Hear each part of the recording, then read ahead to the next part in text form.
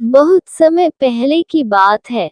एक छोटे से गांव में दो बहनें रहा करती थी, राधा और माधवी।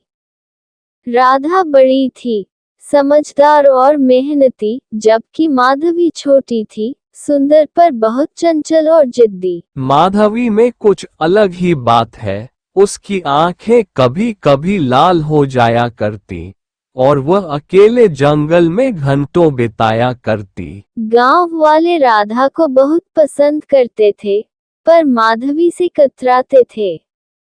लेकिन राधा अपनी बहन से बहुत प्यार करती थी और कभी भी उस पर किसी की बातों का असर नहीं होने देती थी। एक दिन गांव में अजीब घटनाएं घटने लगी। बच्चों का गायब होना, रात को पेड़ों से चीखे आना और खेतों में मरे हुए जानवर मिलना।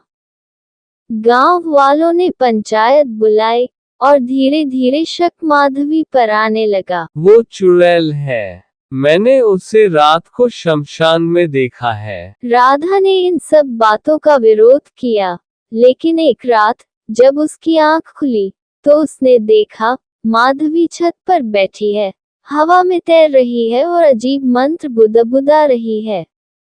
राधा डर गई, उसकी आंखों से आंसू बहने लगे। तू सच में चुड़ैल है? माधवी नीचे उतरी और उसकी आंखें फिर से लाल हो चुकी थी। हाँ दीदी, मैं जन्म से नहीं, पर शाप से चुड़ैल बनी हूँ। जब मैं छोटी थी, एक पुराने मंदिर में गई थी।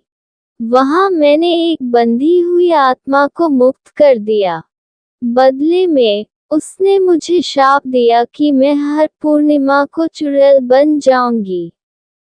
मैं कोशिश करती रही रोकने की, पर अब मेरा वश नहीं रहा। राधा ने उसे गले लगा लिया। अगर तू अभिशप्त है, तो मैं भी तेरे साथ उस शाप को बांटूंगी। हम मिलकर इससे लड़ेंगे। राधा ने गांव के एक वृद्ध तांत्रिक से मदद ली। कई दिनों तक पूजा और अनुष्ठान चला। माधवी दर्द से तड़पती रही, पर राधा उसका हाथ थामे रही। आखिरकार पूर्णिमा की रात एक आखिरी यज्ञ हुआ।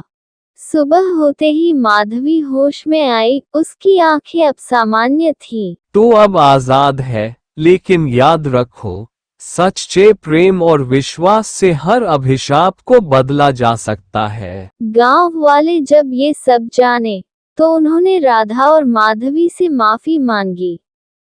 अब माधवी भी सबके साथ रहने लगी और लोग उसे चुड़ैल बहन नहीं, वीर बहन कहने लगे।